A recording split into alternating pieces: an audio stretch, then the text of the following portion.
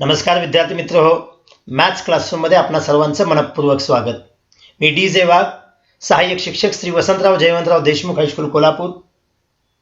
10th standard maths part 2 मधील similarity या चॅप्टरवरील आधारित प्रॉब्लेम सेटमधील प्रॉब्लेम्सवर आधारित असणारा हा व्हिडिओ आज आपण पाहत आहोत. या व्हिडिओ पूर्वी जर तुम्ही प्रॅक्टिस सेटचे व्हिडिओ पाहिले नसतील किंवा या चॅप्टरची क्विक रिव्हिजनवर आधारित एक जो व्हिडिओ बनवलेला आहे तो पाहिला नसेल तर प्रथमतः पाहून घ्या, जेणेकरून हा व्हिडिओ तुम्हाला समजण्यास जास्त उपयुक्त होईल. So let's get started.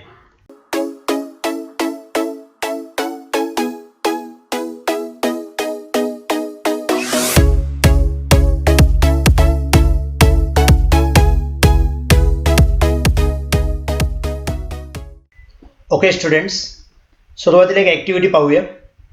In triangle PQR segment PM is a median. पहा, प्रश्न वाचत आपण फिगरमध्ये पाहूया.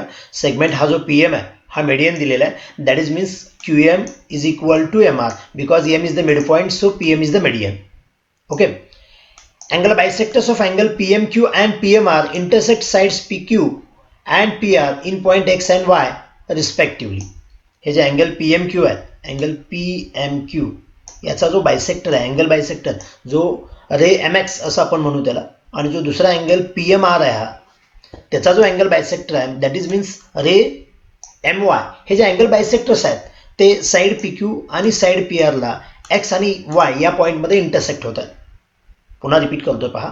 PM is the median, that is means M is the mid point, therefore QM is equal to MR.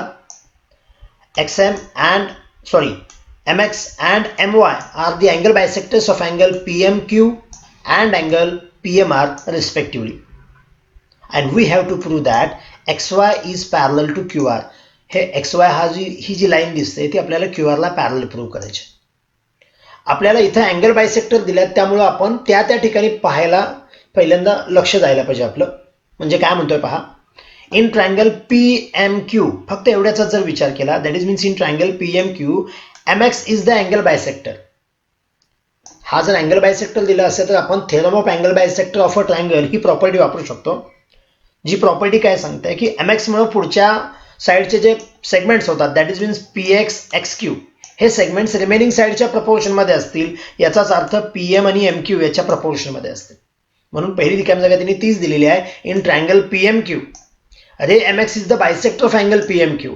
This ray is the angle bisector. So we say that PX upon XQ is equal to MP upon MQ. Therefore आपण ती जी पहिली रिकाम जागा आहे, जो box आहे ते आपण भरूया. इथं आपण असं म्हणू शकतो, we say that PX upon XQ is equal to MP or PM upon MQ because the theorem of angle bisector of a triangle. Same way जसं आपण PMच्या लेफ्ट हँड साईडचा ट्रायंगल पाहिला तसा राईट हँड साईडचा ट्रायंगल पाहूया. That is means in triangle PMR त्यामध्ये सुद्धा रे MY हा अँगल बायसेक्टर दिलेला आहे. याचा अर्थ MY हा जो अँगल बायसेक्टर आहे त्याच्यामध्ये अपोजिट साईडचे म्हणजेच PRचे जे सेगमेंट्स झालेले आहेत PY अँड YR हे त्याच्या रिमेनिंग साईडच्या प्रपोर्शनमध्ये असतील. That is means is to PM is to MR या प्रपोर्शनमध्ये असतील. त्यामुळे इथे पुढे म्हटलेलं आहे in triangle PMR ray MY is the bisector of angle PMR. So we say that PY upon YR is equal to MP upon MR और PM upon MR. तो पार्ट आपण पुन्हा जर इथे लिहिला तर काय होईल पहा.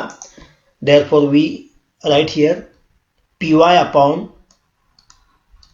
YR is equal to PM that is means MP upon MR.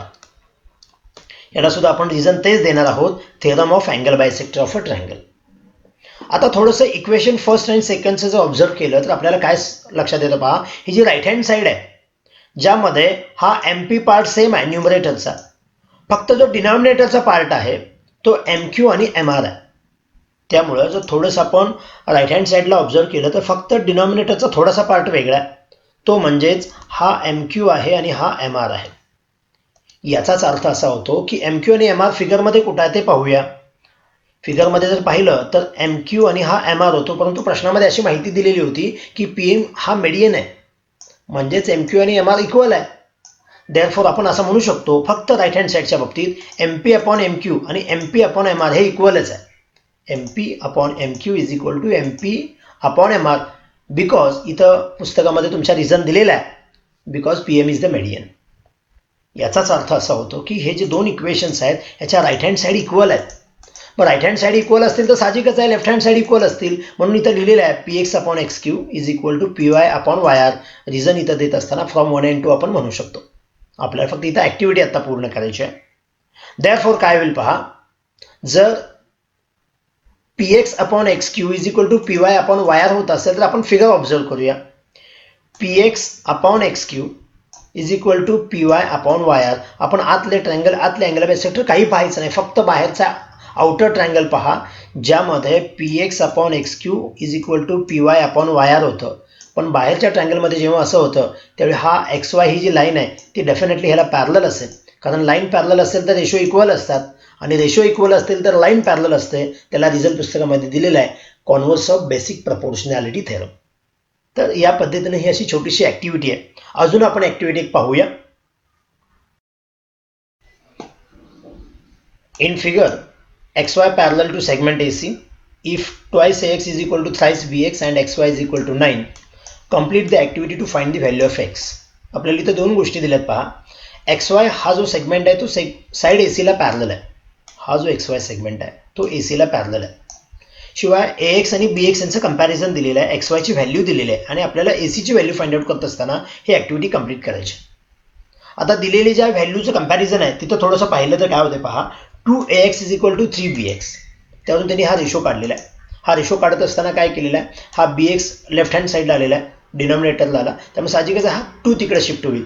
Therefore इथं व्हॅल्यू कशी होईल पहा, AX अपॉन BX दोन जर आपण राईट हँड साईडला पाठवलं तर आपल्याला इथं 3:2 या पद्धतीने हा रेशो मिळेल. परंतु त्यांना हा AX अपॉन BX हा रेशो नको आहे. का नको आहे ते थोड्या वेळानं तुम्हाला पुढे गेल्यानंतर लक्षात येईल. त्यांना AX मध्ये हा BX ॲड करायचा आहे, म्हणजे ज्याला आपण न्यूमरेटरमध्ये डिनॉमिनेटर ॲड करतो त्याला आपण कंपोनेंडो असं म्हणतो. Therefore AX plus BX upon BX म्हणजे BX हा वरती जाऊन ॲड झाला, त्या पद्धतीने हा 2 सुद्धा वरती जाऊन ॲड होईल. त्यामुळे कंपोनेंडोच्या प्रॉपर्टीनुसार काय होईल पहा, या इथं AX plus BX upon BX is equal to 3 plus 2 upon 2 होईल, म्हणजेच 5 अपॉन 2 हा फर्स्ट रेशो होईल. नेहमी लक्षात घ्यायचं, मी तुम्हाला या चॅप्टरची क्विक रिव्हिजन घेत असताना सांगितलेलं होतं की ज्यावेळी ट्रायंगलमध्ये असं एखादा सेगमेंट पॅरलल असतो त्यावेळी त्या ठिकाणी दोन प्रकारचे थेरम किंवा प्रॉपर्टीज वापरू शकतो. सगळ्यात महत्त्वाचा पहिला पार्ट म्हणजे इथं बेसिक प्रपोर्शनॅलिटी थेरम वापरू शकतो. या उदाहरणाच्या बाबतीत बोलत नाही, फक्त आकृतीच्या बाबतीमध्ये. जर आपण बेसिक प्रपोर्शनॅलिटी थेरम वापरायचं म्हटलं तर BX upon XA that is means equal to BY upon YC होईल. या व्यतिरिक्त दुसरा एक पार्ट आपण पाहिला की इथं तयार होणारे दोन्ही ट्रायंगल हे सिमिलर प्रूव्ह करता येतात. म्हणजे कोणते ट्रायंगल BXY आणि ट्रायंगल BAC हे सिमिलर होऊ शकतात, पण त्यासाठी XY आणि AC हे पॅरलल दिलेले असले पाहिजे. इथं ऑलरेडी आपल्याला ते दिलेले आहेत, त्यावरून आपण असं म्हणू शकतोय जर हे XY आणि AC पॅरलल असतील तर हा अँगल X आणि हा अँगल A हा कॉन्ग्रंट असेल, कारण हे करस्पॉन्डिंग अँगल्स आहेत. सेम वे हा जो अँगल Y होतो म्हणजे BYX आणि हा अँगल BCA हे सुद्धा कॉन्ग्रंट होतात, कारण हे करस्पॉन्डिंग अँगल आहेत. शिवाय हा जो B अँगल आहे तो दोन्ही ट्रायंगलमध्ये कॉमन अँगल आहे. ह्या 3 पेअरपैकी कोणतेही 2 पेअर आपण इक्वल्स दाखवून आपण हे ट्रायंगल काय करू शकतो, सिमिलर प्रूव्ह करू शकतो. ही ॲक्टिव्हिटी असल्यामुळं त्यांनी तर डायरेक्ट हे ट्रायंगल सिमिलर सांगितलेले आहेत. जर हे उदाहरण आपल्याला सोडवायचं असेल, ॲक्टिव्हिटी नसेल, तर तुम्हाला हे ट्रायंगल सिमिलर कसे झाले ते प्रूव्ह करायला हवेत. त्यासाठी आपण एक 2-3 स्टेप वरती वाढवणार. कसं लिहिणार पहा, in triangle BXY and triangle BAC angle B congruent angle B. Reason देत असताना आपण याला कॉमन अँगल म्हणू आणि या दोन्हीपैकी कोणती एक जोडी घ्या. Suppose angle BYX congruent angle BCA, these are corresponding angles. So these two triangles are similar because of A test for the similarity. म्हणजे हे जे दोन ट्रायंगल आहेत ते A टेस्टनुसार काय झालेले आहेत, सिमिलर झालेले आहेत. मग आम्हाला इथं नेमकं काय करायचं पहा, जेव्हा ट्रायंगल सिमिलर होतील त्यावेळी इथं आपल्याला असं सांगितलं की मग यांचा जो रेशो येणार आहे म्हणजे हा BC अपॉन BY असेल किंवा CA अपॉन YX असेल किंवा BA अपॉन BX असेल, म्हणजे रेशो हे इक्वल असतात. ट्रायंगल सिमिलर आले म्हणजे त्याचे रेशो प्रपोर्शनमध्ये येतात, कारण corresponding sides of similar triangle. मग इथं जर आपण बघितलं तर BA PX हा रेशो मिळतो. जो मगाशी इथे सुरुवातीला AX BX असा मिळत होता, म्हणजे AX आणि BX, AX हा कोणत्या ट्रायंगलचा पार्ट नव्हता, म्हणून आपण इथं कंपोनेंडो केल्यामुळं तो AB हा पार्ट मिळाला. म्हणून AB अपॉन BX जो आपल्याला 5/2 मिळाला आहे, तोच इथं AB अपॉन BX, त्याची जर आपण इथं व्हॅल्यू भरली तर काय होईल पहा. AB अपॉन BX याची जी व्हॅल्यू आलेली आहे ती 5:2 अशी आलेली आहे, ती इथं व्हॅल्यू आपण भरलेली आहे.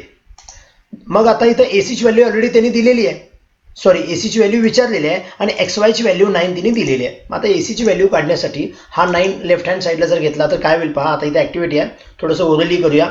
9 हे न्यूमरेटरला येईल, 9 5s are 45, 45 divided by 2, that is means half of 45. So we get AC is equal to 22/5. काय केलं लक्षात घ्या पुन्हा एकदा. हा 9 जो आहे तो न्यूमरेटरला आला, त्यामुळे 9 × 5 45, 45/2, that is means 22/5 unit is the value of AC. तुम्हाला अतिशय साध्या पद्धतीने फक्त एक गोष्ट लक्षात येऊ दे की जेव्हा हे ट्रायंगल सिमिलर दाखवणार त्यावेळी हा जो रेशो येणार आहे त्यामध्ये हा XA किंवा YC हा सेगमेंट असणार नाही, तो पूर्ण BA किंवा BC या पद्धतीने सेगमेंट असेल. मग तो जर पाहिजे असेल तर तुम्हाला यावरून काढायचा असेल तर तो कंपोनेंडो करूनच काढावा लागेल. म्हणून इथे सुरुवातीला कंपोनेंडो करून AX अपॉन BX हा रेशो आपण AB अपॉन BX यामध्ये कन्वर्ट केला आणि त्याचा पुढे आपण वापर केलेला आहे. अशा पद्धतीने ह्या छोट्याशा 2 ॲक्टिव्हिटी पाहिलेल्या आहेत. प्रॉब्लेम सेटमधील या पुढचं उदाहरण पाहूया. Now in this question, in quadrilateral ABCD segment AD is parallel to BC. पहा हा जो क्वाड्रिलॅटरल ABCD आहे याच्यामध्ये हा जो AD सेगमेंट आहे तो BCला पॅरलल आहे, याचाच अर्थ हा ABCD क्वाड्रिलॅटरल हा ट्रॅपेझियम दिलेला आहे. Also diagonal AC and diagonal BD intersect each other in point P. हे जे डायगोनल AC आणि BD आहेत ते एकमेकांना P मध्ये इंटरसेक्ट होतात, ते दिसतंय आपल्याला फिगरमध्ये. Then show that AP upon PD is equal to PC upon BP. ज्यावेळी तुम्हाला एखादा रेशो इक्वल प्रूव्ह करण्यासाठी येतो तेव्हा एक गोष्ट लक्षात घ्यायची, जर त्या फिगरमध्ये ट्रायंगल होत असतील तर ते ट्रायंगल सिमिलर जर प्रूव्ह करता आले तर आपण त्यांचा रेशो इक्वल दाखवू शकतो. मग त्यासाठी कोणते ट्रायंगल निवडायचे हे पाहण्यासाठी त्या रेशोमध्ये जे सेगमेंट दिले आहेत त्यांचा विचार करू. AP इज टू PD, हा AP आणि हा PD, ॲक्च्युली हा AP PD दिलेला आहे आणि दुसरा दिलेला आहे तो म्हणजे PC इज टू PB, म्हणजे PC आणि PB. बऱ्याच वेळा असं वाटू शकतं की आपण नेहमी रेशो लिहित असताना जेव्हा ट्रायंगल सिमिलर असतात किंवा सिमिलर प्रूव्ह केल्यानंतर हा रेशो घेत असताना एका ट्रायंगलमधली एक साईड आणि त्याची करस्पॉन्डिंग साईड ही दुसऱ्या म्हणजे न्यूमरेटरला एक असते आणि डिनॉमिनेटरला एक असते. त्यामुळे तुम्हाला इथं वाटू शकतं की AP आणि PD जर वेगवेगळे असतील तर मग आम्हाला हा वरचा ट्रायंगल घेऊन चालणार नाही, असे 2 ट्रायंगल घ्यायला पाहिजेत. पण असं अजिबात नाही आहे. नेहमी लक्षात ठेवा, जर ट्रॅपेझियम दिलं असेल तर पॅरलल साईड ज्या बाजूला असतात तिथलेच ट्रायंगल घ्यायचे. म्हणजे हा ट्रायंगल APD असेल, हा ट्रायंगल CPB असेल, हेच सिमिलर दाखवायचे. भले मग एका ट्रायंगलमधल्या दोन्ही साईड जर इथं आल्या असतील तर ते आपण एकदा ट्रायंगल सिमिलर दाखवून जेव्हा साईड प्रपोर्शनमध्ये आणतो तेव्हा त्याचं रिअरेंजमेंट करून आपण हवं ते मिळवू शकतो. परंतु एक डोक्यात असू दे, आपल्याला हा रेशो इक्वल दाखवायचा आहे म्हणजेच ट्रायंगल सिमिलर दाखवायचे आहे. आणि अशा प्रकारची फिगर असेल तर हे ट्रायंगल घ्यायचे नाही आहेत. जर आम्हाला ABला पॅरलल DC असेल तर चाललं असतं. इथं पॅरलल ADला BC दिलेला आहे, म्हणजे आपण या 2 ट्रायंगललाच म्हणजेच ट्रायंगल APB आणि APD आणि CPB हेच सिमिलर प्रूव्ह करायला हवे. म्हणजे हे ट्रायंगल प्रथमतः आपण सिमिलर आहे ते प्रूव्ह करू, त्यानंतर त्याचा विचार करू. म्हणजे आता हे उदाहरण सोडवत असताना जे गिवन आहे ते सगळी इन्फॉर्मेशन फिगरमध्ये दिलेलीच आहे, शिवाय फिगरमधली जी आहे ती इन्फॉर्मेशन इथं आहे. आपण डायरेक्ट टू प्रूव्ह म्हणूया. Here we have to prove. आपल्याला काय प्रूव्ह करायचं आहे पहा. AP इज टू PD हा रेशो इक्वल प्रूव्ह करायचा आहे PC इज टू BP. आत्ता म्हटल्याप्रमाणे हे प्रूफ करत असताना सर्वात अगोदर आपण ते ट्रायंगल सिमिलर प्रूव्ह करायचे आहेत. म्हणजेच कोणकोणते ट्रायंगल पहा, हा APD ट्रायंगल आणि CPB. मग ट्रायंगल प्रूव्ह करत असताना साहजिकच आहे यावेळी आपण AA टेस्ट वापरतोच आहे, कारण असे फिगर दिसले की AA टेस्ट वापरायची. यामध्ये हा जो अँगल P होतो तो Pला कॉन्ग्रंट होतो, म्हणजेच अँगल APD आणि हा अँगल CPB हा कॉन्ग्रंट होणार, कारण हे व्हर्टिकली अपोजिट अँगल्स आहेत.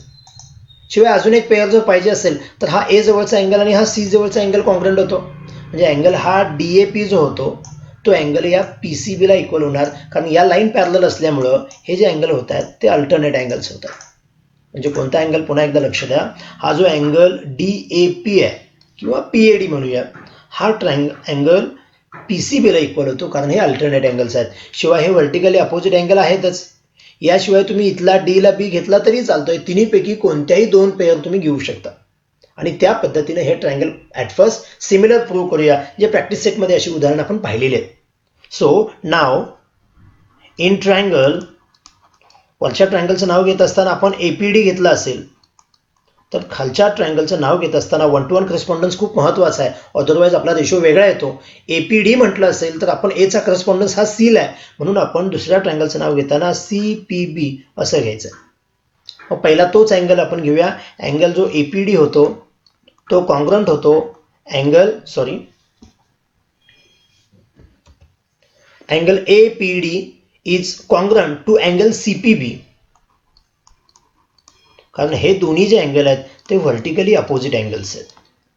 सेम वे जो दुसऱ्या अँगलची पेअर आहे तो म्हणजे अँगल DAP हा जो कॉन्ग्रंट होणार आहे, आता D चे करस्पॉन्डन्स येतो तो BC येतो, that is means angle BCP किंवा PCB म्हणणार असाल तर वरती PAD या पद्धतीने आपण म्हणू शकतो, because these angles are alternate angles. त्या लाईन पॅरलल असल्यामुळे हे जे अल्टरनेट अँगल्स आहेत ते कॉन्ग्रंट असणार आहेत. मग आता अँगलच्या जेव्हा दोन पेअर कॉन्ग्रंट होतात तेव्हा ते जे ट्रायंगल असतात ते सिमिलर होतात, म्हणजेच ट्रायंगल APD आणि ट्रायंगल CPB हे सिमिलर होतील because of the A test for similarity. आपण A टेस्ट काय शिकलोय, जेव्हा दोन ट्रायंगलच्या मध्ये दोन अँगलच्या पेअर जर कॉन्ग्रंट असतील तर ते ट्रायंगल सिमिलॅरिटी A टेस्टनुसार सिमिलर होतात. सिमिलॅरिटी. मग आता या नियमानुसार आपण नेमकं काय केलं पहा, फक्त ट्रायंगल सिमिलर दाखवले. त्याचं कारण असं आहे की एकदा का ट्रायंगल सिमिलर झाले की त्याच्या करस्पॉन्डिंग साईड्स प्रपोर्शनमध्ये असतात. इथं थोड्याशा वेगळ्या आल्यात, ते आपण कशा मिळवायच्या ते पाहूया. मग आता या ट्रायंगलनुसार सिमिलर साईड्स कोणत्या येतात, करस्पॉन्डिंग साईड्स कोणत्या येतात पहा. AP is to CP, PD is to PB आणि AD इज टू CB या पद्धतीने आपल्याला करस्पॉन्डिंग साईड्स मिळते. म्हणून आता इथं आपण करस्पॉन्डिंग साईड्स लिहितोय जे या ट्रायंगलवरून मिळतात पहा. देअरफॉर इथं आपण काय लिहिणार आहे, AP आणि CPचा जो रेशो असेल तो कुणाला इक्वल असेल, PD आणि PB ला असेल. तो इक्वल असेल AD आणि CB ला असेल. Because of these sides are corresponding sides of similar triangles. आता हे जे तीन रेशो आलेले आहेत म्हणजे 6 सेगमेंट आले आहेत, पण आम्हाला इथं 2च रेशो पाहिजे आहेत. मग यातले नेमके कोणते 2 घ्यायचे ते यावरून ठरवूया. आपल्याला AP आणि PD असणारा पार्ट घ्यायचा आहे. हा AP हवा आहे, PD हवा आहे. भले ते दोन्ही न्यूमरेटरला आहेत पण असू दे, आपण ते घेऊया. साहजिकच हे 2 घ्यायचे म्हणजे CPPB घ्यायचा आहे, म्हणजेच PC आणि BP घ्यायचा आहे असा त्याचा अर्थ होतो. म्हणून पहिले 2 रेशो जर आपण इथं घेतले तर काय होईल पहा. देअरफॉर AP अपॉन CP म्हणायच्या ऐवजी PC म्हणतोय is equal to PD upon PB म्हणण्याच्या ऐवजी PP असं म्हणतो.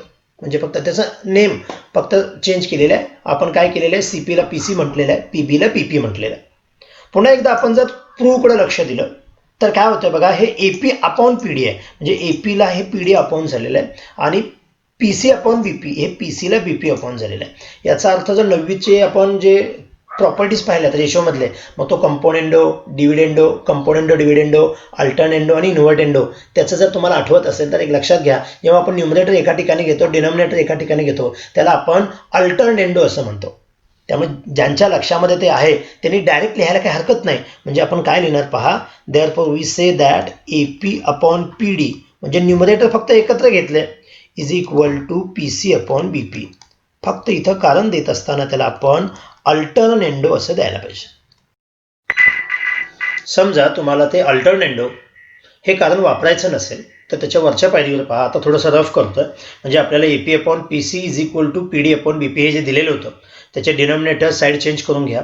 म्हणजेच काय होईल पहा, AP into BP is equal to PD into PC. म्हणजे रेशो सेम असल्यामुळे प्रोडक्ट सेम आलं. आता हा प्रोडक्ट सेम आल्यानंतर पुन्हा कोणताही रेशो सेम दाखवू शकतो. मग आपल्याला जो अपेक्षित आहे तो AP अपॉन PD, म्हणजे AP आणि PD हे एका साईडला घेतलं तर आपण पुन्हा असं होईल, that is means AP upon PD is equal to, मग जो राहिलेला आहे पार्ट तो म्हणजे PC आणि हा BP तिकडे गेला, PC अपॉन BP जे आपल्याला अपेक्षित आहे ते प्रूव्ह होईल. म्हणजे तुम्हाला एक तर अल्टरनेंडो हे रिझन द्या, आणि ते रिझन जर द्यायचं नसेल तर पहिल्यांदा हा जो रेशो आहे तो प्रोडक्ट फॉर्ममध्ये लिहा आणि त्यानंतर पुन्हा रिअरेंज करून नवीन रेशो मिळवा. काही केलात तर तुम्हाला हा रेशो मिळणार आहे. फक्त या उदाहरणामध्ये पुन्हा एक गोष्ट लक्षात घ्या की तुम्हाला जे रेशो इक्वल दाखवायचे आहेत त्या रेशोकडे पाहत असताना पहिला कोणते ट्रायंगल सिमिलर दाखवायचे ते लक्षात घ्या. जेव्हा ट्रॅपेझियममध्ये असे ट्रायंगल असतील तेव्हा हेच ट्रायंगल घ्यायचे, ते सिमिलर प्रूव्ह करायचे, त्यानंतर करस्पॉन्डिंग साईड्स या प्रपोर्शनमध्ये असतात, त्यानुसार आपल्याला हवी ती पेअर घ्यायची रेशोची आणि त्यानंतर ते रेशो रिअरेंज करून आपल्याला जे अपेक्षित प्रूफ आहे ते आपण मिळवून द्यायचं आहे. यानंतर अशाच पद्धतीचं एक वेगळं थोडंसं उदाहरण जे महत्त्वाचं आहे ते पाहूया. In figure the vertices of square DEFG are on sides of triangle ABC. हा जो आतला स्क्वेअर दिलेला आहे DEFG, याचे जे व्हर्टायसेस आहेत ते एका ट्रायंगलच्या साईड्सवर आहेत, म्हणजे तो ट्रायंगल ABC आहे, ज्यामध्ये angle A is equal to 90 degree दिलेला आहे. And then prove that DE square is equal to BD into EC. क्वेश्चनमध्ये इन्फॉर्मेशन फक्त दोनच महत्त्वाची गोष्टी आपण लक्षात घ्या की हा जो क्वाड्रिलॅटरल आहे तो स्क्वेअर आहे आणि हा A जवळ 90चा अँगल झाला आहे, एवढंच आपल्याला माहीत आहे. आणि आपल्याला हा प्रोडक्ट किंवा याचा स्क्वेअर बरोबर ह्या दोघांचा प्रोडक्ट हे इक्वल दाखवायचं आहे. पुन्हा तोच विषय येतोय. इथं DE स्क्वेअर आहे याचा अर्थ DE इंटू DE आहे, म्हणजे प्रोडक्ट आला. मग हा प्रोडक्ट आणि हा प्रोडक्ट सेम आहे. आपण प्रॅक्टिस सेटमध्ये उदाहरणात पाहिल्यानुसार प्रोडक्ट केव्हा सेम असतो, जर रेशो सेम असेल तर. म्हणजे कसं होतं पहा, थोडंसं रफ वर्क करून सांगतोय तुम्हाला. कोणतेही दोन जर प्रोडक्ट सेम असतील, समजा ह्या दोन प्रोडक्ट सेम आहेत, याचाच अर्थ त्यांचा रेशो सेम आहे. म्हणजे रेशो सेम असल्यावर प्रोडक्ट सेम असतो किंवा प्रोडक्ट सेम असल्यावर रेशो सेम असतो. पण रेशो केव्हा सेम असतात, जर ट्रायंगल सिमिलर असतील तर. म्हणजे आम्हाला हे लक्षात यायला पाहिजे की आम्ही इथं दोन ट्रायंगल जर सिमिलर, कोणतेही दोन ट्रायंगल म्हणजे इथं जे अपेक्षित आहे ते पाहू आपण, ते जर सिमिलर प्रूव्ह केले तर त्यांचा रेशो इक्वल दाखवायचा आणि त्यावरून आपल्याला हवा तो प्रोडक्ट सेम दाखवायचा. आता इथं DE स्क्वेअर जर कोणत्या ट्रायंगलमध्ये आहे ते पाहिलं, म्हणजे ट्रायंगल ठरवायचे आहेत की जे आपल्याला सिमिलर प्रूव्ह करायचे आहेत, त्यासाठी DE स्क्वेअर पाहतोय. DE स्क्वेअर मुळात हा कोणत्या ट्रायंगलमध्ये येत नाही, DE सेगमेंट, परंतु हा आम्हाला स्क्वेअर दिलाय ना, त्यामुळे आपण किमती बदलू शकतो. म्हणजे DEच्या ऐवजी समजा दुसरा आला असेल, GD आला असेल, GF आला असेल, EF आला असेल, तर त्याच्याऐवजी आपण DE शिफ्ट करू शकतो, म्हणजे आपण त्याची व्हॅल्यू पुट करू शकतो. त्यामुळे DEचा भाग जरा बाजूला ठेवूया. आपण पाहूया BD इंटू EC. हा जो BD सेगमेंट आहे तो या छोट्या ट्रायंगलमध्ये येतो, म्हणजेच ट्रायंगल BDG मध्ये येतो, म्हणजे याचा विचार करायला पाहिजे. आणि EC म्हणजे या ट्रायंगलमध्ये येतो, म्हणजेच FEC ट्रायंगल आहे. म्हणजे आमचं एक टार्गेट फिक्स पाहिजे की आम्हाला जे ट्रायंगल सिमिलर प्रूव्ह करायचे आहेत ते छोटे दोन ट्रायंगल आहेत. कोणकोणते ट्रायंगल पहा, हा जो ट्रायंगल BDG आणि हा जो ट्रायंगल CEF. आता याचा 1-to-1 करस्पॉन्डन्स काय असेल ते आपण अँगल कॉन्ग्रुएंट झाल्याशिवाय लक्षात नाही येणार. फक्त लक्षात घ्या की हे जे छोटे दोन ट्रायंगल्स आहेत बेस जवळ तयार झालेले, ते सिमिलर प्रूव्ह करायचे आहेत. आता सध्या आपण इथं असं म्हणू शकतो की आतला जो DEFG हा स्क्वेअर आहे, त्यामुळे इथं बनणारे अँगल हे 90 असतील, म्हणजे D जवळ 90चा अँगल होईल, E जवळ होईल, सेम वे इथं G जवळ होईल आणि F जवळ होईल. मग हे चार 90चे अँगल झाल्यामुळं आपण G आणि F जवळचे काय बाकीचे अँगल नाही सांगू शकणार, कारण इथं हे वेगवेगळे झालेले आहेत. 180 ह्या दोघांची मिळून 90 बेरीज होईल, त्याचा आवश्यकता पण नाही आहे. महत्त्वाचं काय पहा, हा GDE हा जो अँगल आहे तो 90 आहे, त्यामुळे GDB सुद्धा 90 होईल, कारण हे अँगल्स इन लिनियर पेअर होतं. सेम वे हा 90 झाल्यामुळे हा 90 होईल. म्हणजे आम्हाला आत्ता या ट्रायंगलमधला एक एक पेअर 90 कळाली. म्हणजे जे ट्रायंगल सिमिलर दाखवायचे आहेत ते ट्रायंगल BDG, ट्रायंगल CEF, ह्यामध्ये ही एक पेअर 90ची प्रूव्ह झाली. पण ट्रायंगल सिमिलर प्रूव्ह करण्यासाठी आपल्याला किमान 2 पेअर लागतात, जेणेकरून आपण A टेस्टनुसार ते सिमिलर प्रूव्ह करू शकतो. आता दुसऱ्या अँगलची पेअर इथं दिलेली नाही आणि आपल्याला अँगल A तर 90 दिला आहे, मग त्याचा उपयोग करायचा असेल तर मग डायरेक्ट तुम्हाला हे ट्रायंगल सिमिलर प्रूव्ह करता येणार नाही. अशा वेळी आपण एक काम करूया, यातला कोणताही एक ट्रायंगल आणि टोटल ट्रायंगल यांचा विचार करू. सपोज मी हा छोटा ट्रायंगल पकडतोय BDG, ज्यामध्ये D हा 90 डिग्रीचा अँगल होतं. पहा पुन्हा एकदा ती इकडं ट्रायंगलमध्ये खुणा करून घेतोय. हा इकडचा 90 असल्यामुळे हा सुद्धा 90 होईल. इथं सुद्धा त्याच पद्धतीने होणार आहे. मी ट्रायंगल कोणता सांगतोय, BDG, ज्यामध्ये एक 90चा अँगल आहे, जो म्हणजे अँगल D आहे. आणि टोटल ट्रायंगलचा विचार केला तर अँगल A हा 90 आहे. आणि संपूर्ण ट्रायंगलचा आणि ह्या छोट्या ट्रायंगलचा जर आपण विचार केला तर हा जो अँगल B आहे तो दोघांमध्ये सुद्धा कॉमन येतो. म्हणजे टोटल ट्रायंगल BAC आणि छोटा ट्रायंगल BDG हे सिमिलर आपण प्रूव्ह करू शकतो. डायरेक्ट दोन छोट्या त्रिकोणाचा रिलेशन इथं सापडत नाही, म्हणून आपण छोटा ट्रायंगल आणि मोठा ट्रायंगल घेणार आहे. थोडंसं या उदाहरणाकडे लक्ष द्यावं लागेल. मी पुन्हा बोलतोय पहा, in triangle BDG and triangle BAC दोघांमध्ये कॉमन अँगल B आहे, म्हणून B चं नाव पहिल्यांदा घेतलं. 90 जिथे अँगल झाला ते नाव दुसऱ्यांदा घेतोय, म्हणजे BDG 90 सेकंड टाइम घेतोय आणि टोटल ट्रायंगल्स नाव घेताना BAC घेतोय. म्हणजे या पद्धतीने हे दोन ट्रायंगल सिमिलर प्रूव्ह करायचे. थोडंसं या थेरमशी लिहित असताना जे महत्त्वाचे पॉईंट्स आहेत तेवढेच मी लिहित जातोय, त्यानुसार तुम्ही त्याच्यामध्ये लिहायचं आहे. सुरुवातीला इथं आपण टू प्रूव्ह लिहून घेऊया. जे मुळात त्यांनी दिलेलं आहे तेच आपण इथं काय करायचं पहा, हे आपल्याला प्रूव्ह करायचं आहे. हे प्रूफ करत असताना काय करूया, पहिला छोटे दोन आपल्याला ट्रायंगल सिमिलर प्रूव्ह करायचे आहेत, तो पहिला टप्पा असेल. सुरुवातीला आपण तो क्वाड्रिलॅटरल DEFG हा स्क्वेअर आहे, अँगल A90 आहे, या गोष्टी लिहिलात तरी चालेल. सर्वात महत्त्वाचा जो ट्रायंगल BDG आहे, in triangle BDG and triangle BAC, म्हणजे डावीकडला छोटा आणि सगळ्या ट्रायंगलमध्ये बोलायचं झालं तर अँगल B ला कॉन्ग्रंट अँगल B येतो, कारण हे दोन्ही अँगल कॉमन अँगल आहेत. याशिवाय दोघांमध्ये एक 90चा अँगल आहे, म्हणजेच अँगल BDG हा कॉन्ग्रंट होईल अँगल BAC ला, बिकॉज ईच 90 डिग्री. जेव्हा दोन पेअर कॉन्ग्रंट होतात तेव्हा आपण म्हणू शकतोय की हा जो ट्रायंगल BDG आहे हा सिमिलर होईल ट्रायंगल BAC ला, because of the AA test. ह्याला एक नंबर देऊन ठेवू, कारण थोड्या वेळाने लक्षात येईल AA टेस्ट फॉर सिमिलॅरिटी असं आपण म्हणू. आता दुसरी महत्त्वाची गोष्ट, जसा हा लेफ्ट हँड साईडचा ट्रायंगल टोटल ट्रायंगलला सिमिलर झाला, तसंच राईट हँड साईडला पण होऊ शकतं. जो हा ट्रायंगल CEF आहे, त्यामध्ये C अँगल आणि टोटलमधला सुद्धा C अँगल, हे दोन अँगल काय होत, कॉमन अँगल येतात. म्हणजे टोटल अँगल C म्हणजेच ACB आणि हा छोटा अँगल म्हणजेच ECF, C हा अँगल दोन्ही ट्रायंगलमध्ये येतोय, म्हणून तो C हा कॉमन अँगल कॉन्ग्रंट येतो. यामध्ये झालेला E अँगल 90चा आणि टोटलमध्ये झालेला A अँगल 90चा, म्हणजे हे सुद्धा दोन ट्रायंगल सिमिलर दाखवता येतात. म्हणजे त्याच पद्धतीने आपण इथं काय करू शकतो पहा, जसा हा डावीकडला छोटा आणि टोटल ट्रायंगल घेतला, सेम वे आपण इथं काय करायचं आहे, जे ट्रायंगल उजवीकडला आहे, आता त्याचा करस्पॉन्डन्स लक्षात घ्या, कॉमन नावाकडून जातोय. ट्रायंगल कोणता घेतोय बघा, CEF. ट्रायंगल जो CEF असेल तो कॉमन सिमिलर असेल, तो म्हणजे ट्रायंगल CAB ला असेल, कारण याला सुद्धा तेच असणार आहे.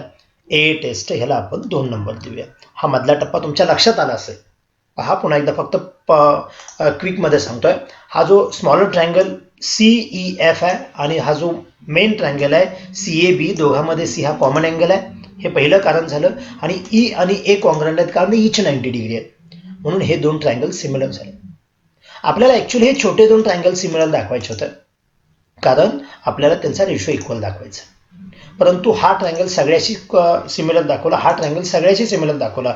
जेव्हा पहिला ट्रायंगल दुसऱ्याशी सिमिलर असतो, दुसरा हा तिसऱ्याशी असतो, तेव्हा आपण ट्रान्झिटिव्हिटी प्रॉपर्टी शिकलेलो आहे की पहिला आणि तिसरा ट्रायंगल हे सिमिलर असतात. पण पुन्हा प्रश्न येतोय तो 1-to-1 करस्पॉन्डन्सचा. इथं नाव BAC आहे, इथं नाव CAB झालेलं आहे. मग BAC घ्यायचं असेल तर हे नाव उलट पद्धतीने घ्यायला पाहिजे. BAC असं तुम्ही जेव्हा घेणार तेव्हा याचं नाव FEC असं घ्यायला पाहिजे. म्हणजे आपल्या सोयीसाठी हवं तर याचं नाव बदलून घ्यायचं. देअरफॉर दॅट इज मीन्स आपण इथं म्हणूया ट्रायंगल CEF याचाच अर्थ FEC. 1-to-1 करस्पॉन्डन्स बदललेला आहे. FEC म्हणायचं असेल तर आपल्याला इथं म्हणायला पाहिजे BAC. हे सिमिलर होतील. याला हवं तर आपण 2 नंबर देऊ, हा नंबर कॅन्सल करू. ओके, आता नेमकं काय झालेलं आहे पहा, आपण हे दोन ट्रायंगल सिमिलर दाखवलेले आहेत. आता इक्वेशन 1चा आणि 2चा जर आपण विचार केला तर आपल्याला BAC ट्रायंगल दोघांमध्ये पण दिसतो. म्हणजे त्यावरून आपण असं म्हणू शकतोय, therefore we say that triangle BDG जो आहे तो ट्रायंगल FEC ला सिमिलर असेल. रिझन ह्याला आपण देत असताना फ्रॉम 1 and 2 असं आपण म्हणू शकतो. म्हणजे स्मॉलर ट्रायंगल जो BDG आहे तो पहिला टोटल ट्रायंगलला सिमिलर दाखवला, त्यानंतर ट्रायंगल जो FEC आहे तो टोटल ट्रायंगलला सिमिलर दाखवला. आता हे जेव्हा दोन ट्रायंगल सिमिलर असतात तेव्हा त्याच्या करस्पॉन्डिंग साईड प्रपोर्शनमध्ये असतील.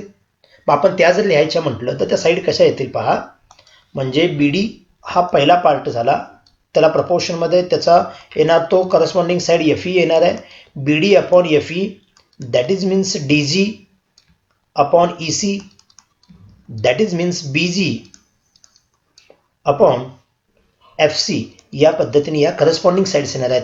Corresponding sides of similar triangle इथं आपण रिझन द्यायचं आहे. मग आता आम्हाला हे जे 6 सेगमेंट आहेत त्यातले अपेक्षित कोणते आहेत, सगळ्यात महत्त्वाचं BD आणि EC हवं आहे. BD म्हणजे पहिल्या रेशोमध्ये आहे, EC म्हणजे सेकंड रेशोमध्ये आहे. मग पहिले दोन रेशो जर आपण एकत्र केले तर काय होईल पहा. Therefore we say that BD upon FE is equal to DG upon EC. म्हणजे जर याचा तिरकस गुणाकार केला तर काय होते पहा. BD into EC is equal to DG into FE. परंतु आपल्याला काय त्यांनी विचारलेलं आहे की आपल्याला हा जो प्रोडक्ट आहे BD ECचा हा जो प्रोडक्ट आहे तो DEच्या स्क्वेअर एवढा पाहिजे. म्हणजे इथं DE स्क्वेअर यायला पाहिजे. मग इथं साईड कोणत्या आल्यात पहा. DG साईड आलेली आहे जी त्या स्क्वेअरची साईड आहे. FE आलेली आहे ती पण स्क्वेअरची साईड आहे. मग त्याच्याऐवजी आपण DE म्हणू शकतो. म्हणून आपण आता इथं आपण असं रिझन द्यायचं आहे.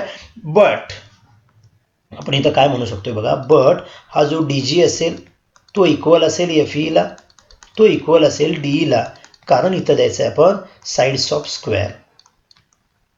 ह्या स्क्वेअरच्या साइड्स असल्यामुळं हे इक्वल आहेत. याचा अर्थ DGच्या ऐवजी तुम्ही DE लिहू शकता, FEच्या ऐवजी DE लिहू शकता. Therefore we write as BD into EC is equal to DE into DE. मग DE into DE म्हणजे DE स्क्वेअर होईल. Therefore आपण इथं म्हणायचं BD into EC is equal to DE square. जे आपल्याला प्रूव्ह आपल्याला त्यांनी विचारलेलं आहे. Therefore we write that is means DE square is equal to BD into EC. असं हे प्रूव्ह होतं. थोडंसं मोठं उदाहरण आहे. थोडं लक्षात येते का पहा. नेमकं आपण काय केलेलं आहे. आपल्याला हा प्रोडक्ट इक्वल दाखवायचा होता. त्यावेळी आपल्या डोक्यात यायला पाहिजे की प्रोडक्ट तेव्हाच इक्वल येणार ज्यावेळी साईड प्रपोर्शनमध्ये असणार. साईड प्रपोर्शनमध्ये येण्यासाठी ट्रायंगल सिमिलर दाखवायला पाहिजे. मग ते ट्रायंगल नेमके कोणते निवडायचे यासाठी आपण या रेशोकडे लक्ष दिलं ज्यामध्ये BD आणि EC हा सेगमेंट आहे.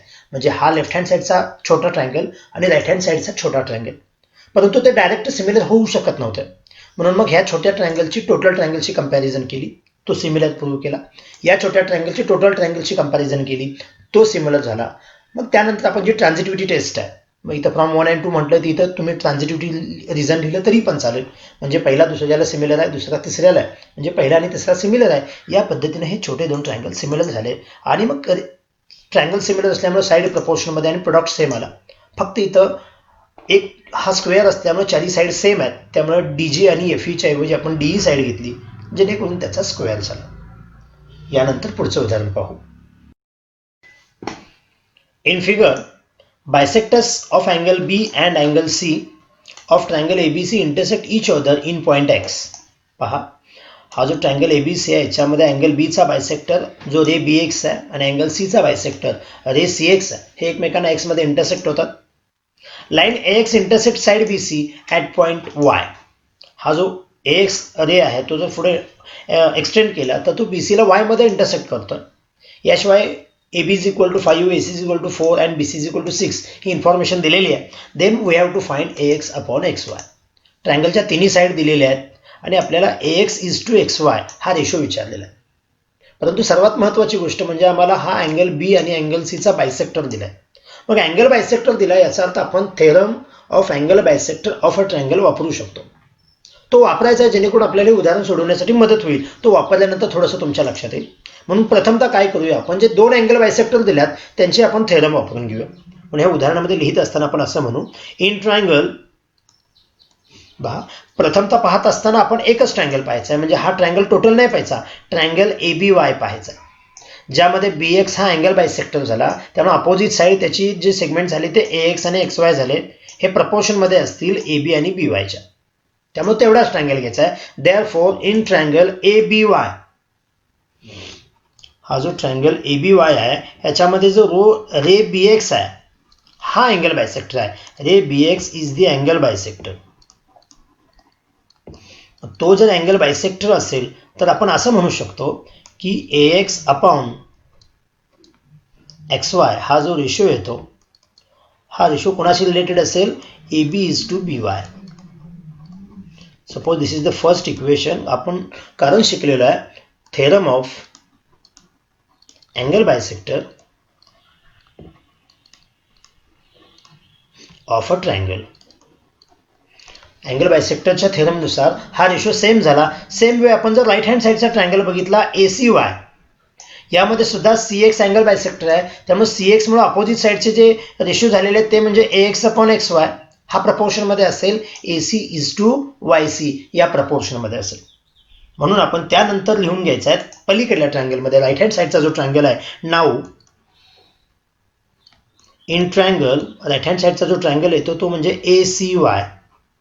या ट्रायंगलमध्ये जो रे CX आहे तो अँगल बायसेक्टर आहे. रे CX is the angle bisector. त्यामध्ये जर आपण ही प्रॉपर्टी म्हणजेच हा थेरम जर अप्लाय करायचं म्हटलं तर काय होईल पहा, AX/XY हा जो रेशो येणार आहे तो AC/YC या प्रपोर्शनमध्ये असेल. Suppose this is the second equation. इथं सुद्धा आपण तेच कारण देणार आहोत, theorem of angle bisector of a triangle.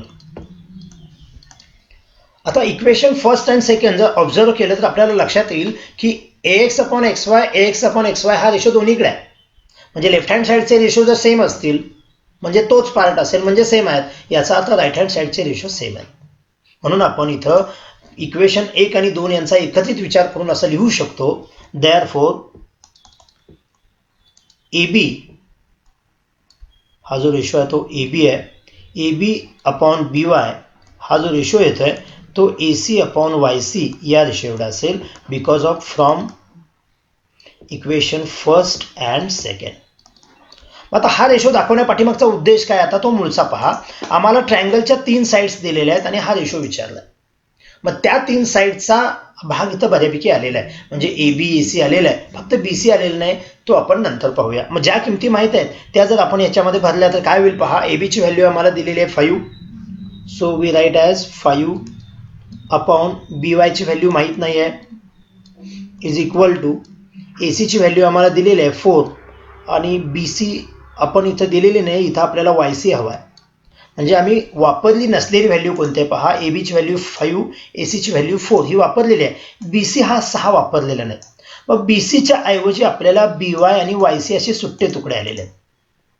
जर आपल्याला 9वीतला पार्ट आठवत असेल तर पुन्हा एकदा पहा, हे जे 2 रेशो आहेत यांच्या रेशो एवढाच एक तिसरा रेशो आपण सांगू शकतो, तो म्हणजे न्यूमरेटरची बेरीज किंवा वजाबाकी करायची, डिनॉमिनेटरची पण बेरीज किंवा वजाबाकी करायची आणि मिळणारा जो थर्ड रेशो असेल तो या दोघांना इक्वल असतो, ज्याला आपण थेरम ऑन इक्वल रेशो असं म्हणतो. मग तो जर इथं वापरायचं ठरवलं तर काय होईल पहा. नेमकं काय वापरायचं तेही थोड्या वेळात लक्षात येईल.